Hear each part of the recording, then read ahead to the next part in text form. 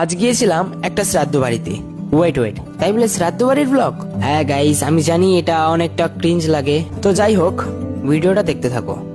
So hello guys, আমি নয়ন। তো guys, শ্রাদ্ধ বাড়িতে যাওয়ার আগে আমার কিছু কাজ আছে মাঠে, তো চলো কাজটা আগে করে নিই। তো আমি গিয়েছিলাম আমাদের সিম খেতে ওষুধ দিতে। তোমরা অনেকেই জানো আমি সিম ক্ষেতের ভিডিও আগেও তোমাদের সাথে শেয়ার করেছি। যদিও এখন সিম গাছে আগের মতো সিম আর হয় না, কারণ গাছের অনেক বয়স হয়েছে। তো চলো এরই পরিপ্রেক্ষিতে তোমাদের সাথে কিছু কথা শেয়ার করি। এই অল্প কটা সিম গাছ আমার বাবাকে অনেক অর্থের যোগান দিয়েছে।